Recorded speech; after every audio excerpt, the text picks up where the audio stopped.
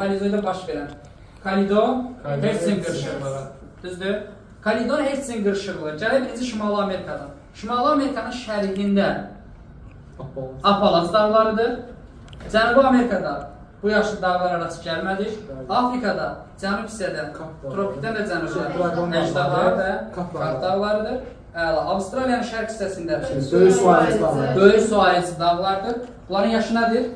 Kalidon, Hertzing. Yaşına görə necədir? Qədimdir. Qədim dağlar faili, qırışıq faili yoxsa qırışıqdır? Faili dağlardır. Bəli. Geosinklinanın hansı mərhələsidir? Dördüncü mərhələsi tamamdır. Gəlir Avrasiyada görək hansı dağlar var. Skandinaviya dağları. Paleozoy yaşlıdır. Kalidon Hertzing. Sonra Ural dağları. Sonra burada Altay, Tianshan, Altay, qırışıq faili var. Bəli, bunlar əslində Paleozoyda yaranır, amma Kainozoyda yenidən törənmiş qırışıq faili deyilir. Və Çin ərazisində Xingan dağları. Böyük Xingan. Bunlar Kainozoy, daha doğrusu Paleozoy.